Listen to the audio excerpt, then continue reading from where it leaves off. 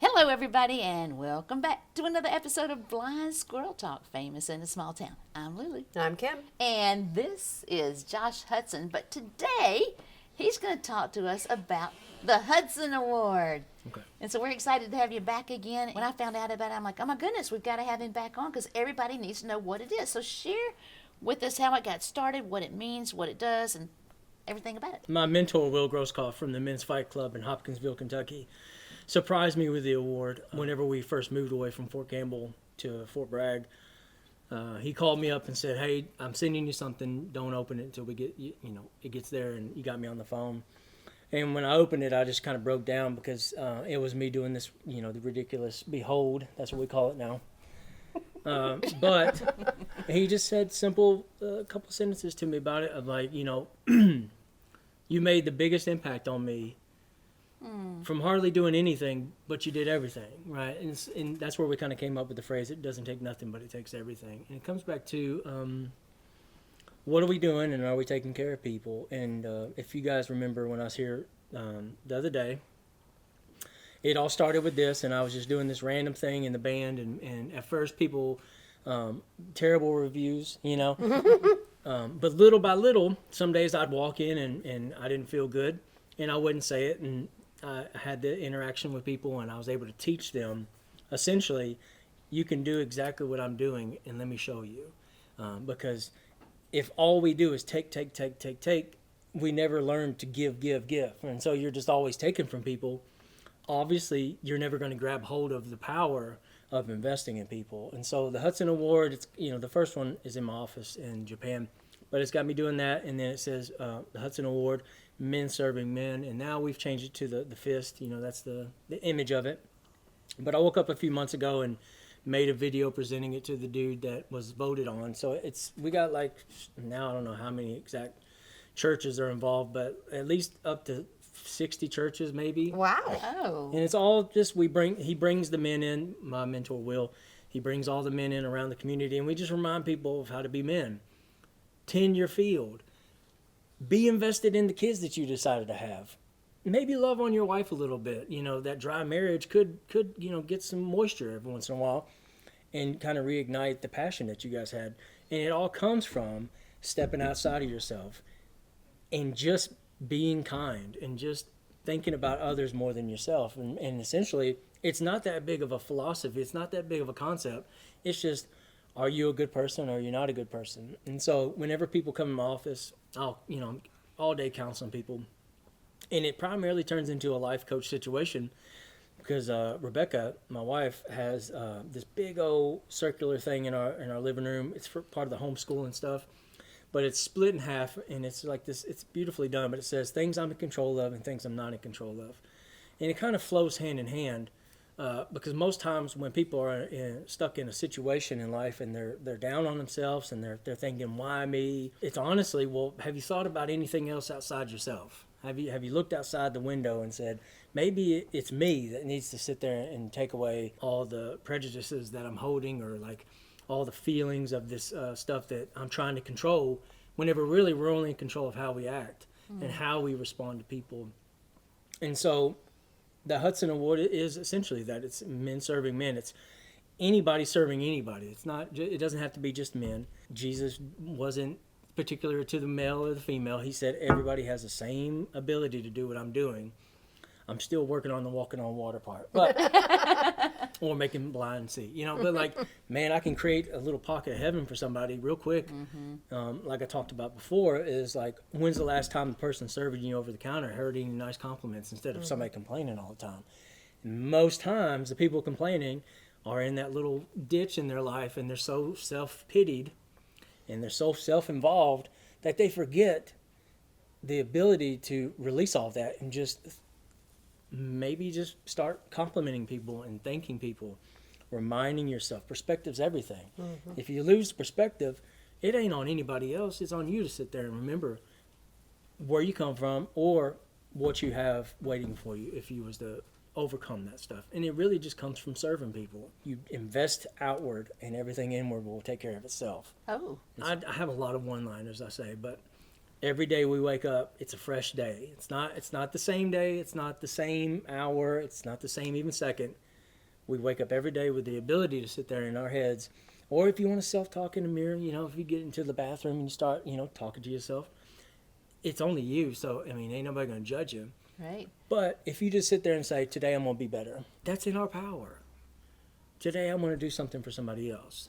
And so we have a huge drought in our society as humans in general of it's always a me situation. Mm-hmm. And so no wonder everything's bad, because everybody's joining in on it.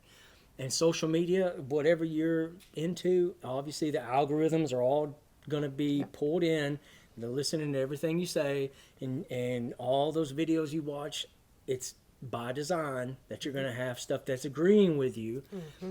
And so I've seen people get radicalized on certain things, and I'm just like, man, your mirror is so fogged. Mm-hmm. You've lost the ability to see what you're doing. And because you've obviously surrounded yourself with the yes men, you've surrounded yourself with the people that obviously agree with you, and then all of a sudden you're a cult, and then next thing you know, you're radicalized, and you're not the person you was even a month ago, because you've all of a sudden taken hold of this, right. And nobody's there to say, has anybody talked to you about this, Mm-hmm. And so a lot of my first conversations I've had with commanders specifically, I'll tell you one of them. I don't want my current one to be all of a sudden watching this and Colonel Hamlin, but great man. Everybody has flaws, and I'm going to be the first one to say, man, dude, I'm so messed up. I've messed up. And here's the thing.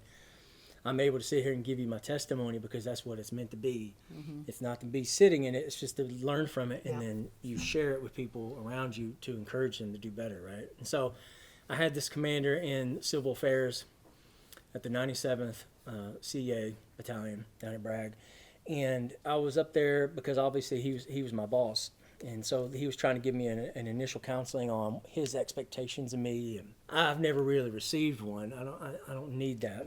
Because I'm the man for the job. I know what I'm doing. I'm really good at it. But what ends up happening is if anybody does try to come pull me into their office, or say my current boss, I kept him in my hot seat for an hour and a half in the office. But we was talking about specifically family is everything. And so this one commander, great guy, real good. All those guys in the special operations field have charisma. They just drip it, Mm-hmm. It's just, they just have it. He pulled me in there, and he had this little paper, what he's proud of and what his philosophies are and his work ethics. And the first line on it said, I am known to be a workaholic.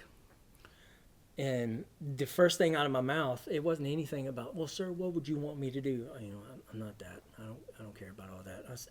I said, has anybody talked to you about this? And of course, most times, whenever I do talk to people, I catch them really off guard. Yeah. And I don't care. I don't have that domestication in my life where I do as I'm told, and you don't talk about that because people around here they can't handle it. Well, has anybody tried breaking in through the threshold and saying, well, have you talked to anybody about this? Mm-hmm.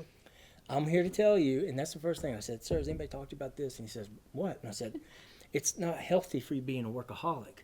Your kids, I said, and I spent a whole hour on him, because what he didn't know is every time his wife would come through the building, she was just spewing this negative, mm-hmm. Toxicity around her, undertones and all this other stuff. And I'm not judging whatsoever. I could care less about judging. This is legit, not gossip, it's observations of human interactions. And she would just come through, and she's so bitter. Mm-hmm.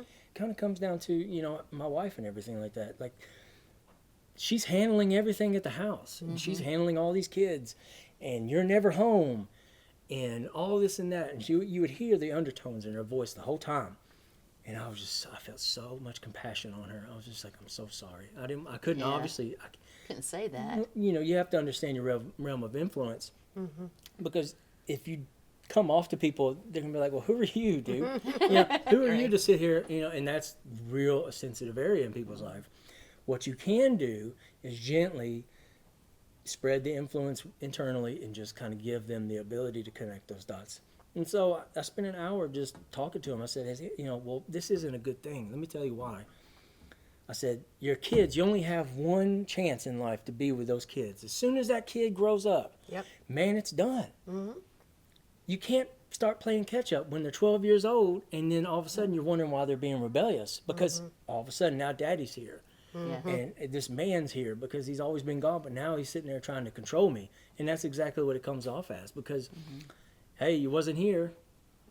Where have you been, right? And then that's years of stuff that you can't unpack. Most kids, they'll never recover from it. Right. And then you're sitting there not having a relationship with your own children because of the choices that you made to be separated because you thought it was what was better. Ooh. And the whole thing is, it isn't better. It's not better. I break a lot of rules, and I'm not afraid to say that. I hope my people at work will listen to this. I have a wonderful, wonderful command team. But again, I'm on top of things, and everything I do, my field is very tended. But I break a lot of rules to be home with my kids. In the morning I let my wife go and get her run in and get her mental agility started up for the day. I do as much as I can before I leave, and then I go in and I do my work. And if I don't have no work, I'm not staying there because I have 3 young boys and a wife that needs me home. Why does people get into this loop of life where they feel like, well, I know why, but like how did you get to that point of, did nobody stop and tell you that this isn't right? It isn't religious. It isn't anything biblical, although it could be. You could move into that if their ears hear that. But honestly, most conversations I have with people is just man to man, human to human. This is psychology-wise, this is not healthy. And I'll give you the reasons why, and then I'll point out the reasons. And I'll say this has nothing to do with anything except your nature of being, you have kids.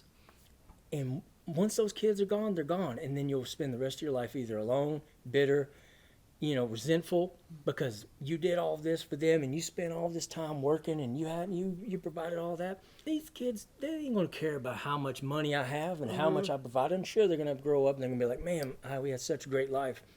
But man, my daddy was always around. And that's the report card. Every time me and Rebecca, we have moments where we're always reminding each other, that's a report card moment. Because little Jakey will come around and my boy and they'll hug, and I'm making them into these great huggers, and like, it's a report card. And it's my report card. It's not anybody else's. These kids don't make their own paths. They're being guided. And it's just the same with your family. If you have a family, they're being guided by whatever you choose. And man, I stand on solid ground whenever I miss work or I'm not there. I'm not doing these side projects. I'm not going and getting involved. No, I'm not going to go join you at the bowling alley at 6 o'clock at night. I'm going to be home trying to help Rebecca put these kids down because that's my job. That's my responsibility. And if I don't do it, somebody else is going to step in. You know why they call people step parents? Wow. Because somebody stepped in and did your job. Somebody finally stepped up and did exactly what you missed. Wow. And it ain't nobody's fault but your own. And so that's, if you can just get a hold of people in enough time, in enough space where you can really pull them in. And it comes back down to our society is so filled up with that social media and that algorithm of life, just agreeing with you. Yeah, sure, that's great. Again, it comes down to you have to be able to interact with people, and you have to get to ask those critical questions, opening up humans that primarily a lot of them, most people have walls. And so a lot of my time you spend is just climbing people's walls. Can we just get over can we get over your wall? Can we get over that insecurity? Can we just talk? Yeah. And once you're in, you have to be delicate with it, but you have to be intentional with it. Because if you're not, you're just missing the moment that God put them in your place, or whoever put them people in your place in that exact moment in the world to make a difference. And if we miss it, we miss it. And if you see the person that you missed that mark down the road and they're doing so much worse, you're going to sit there.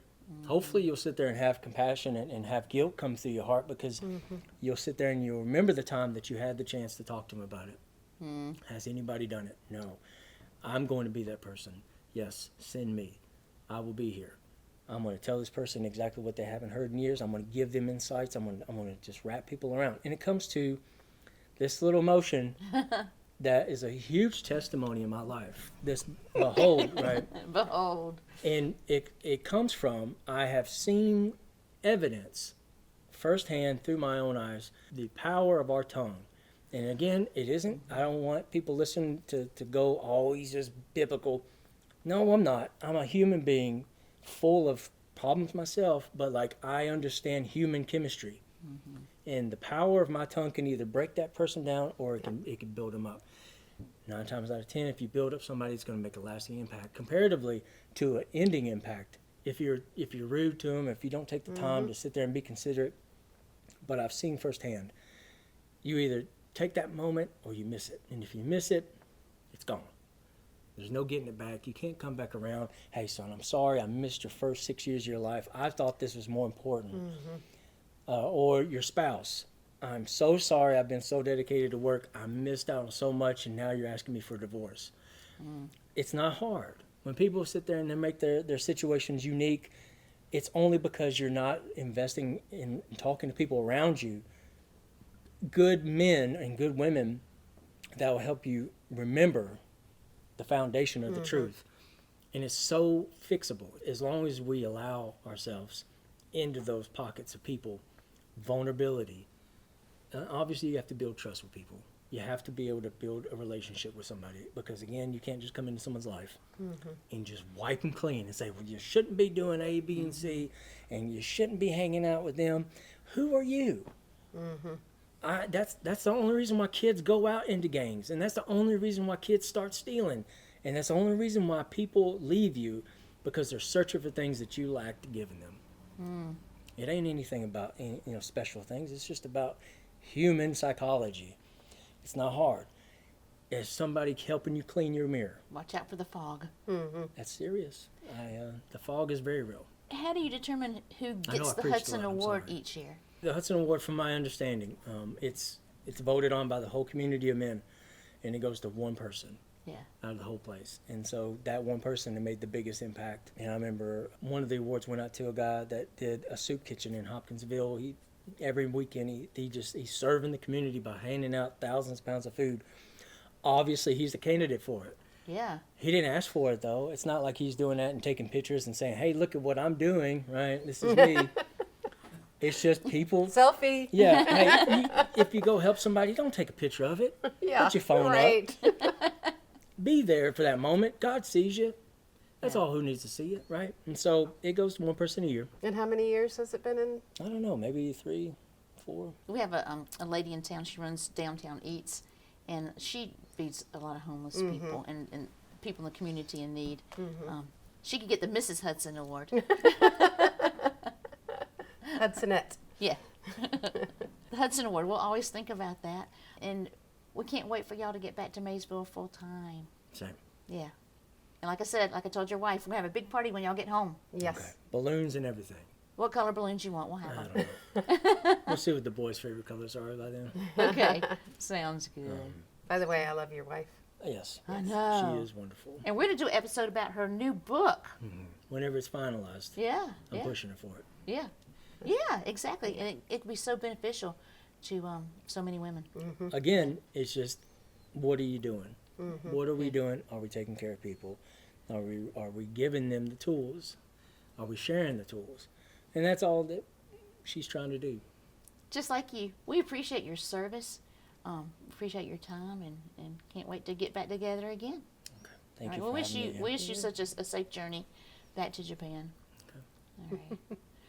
Well, you heard it right here. Look out for the Hudson Award. Tune in to another episode of Blind Squirrel Talks. I'm Lily. I'm Kim. And I'm Josh. All right.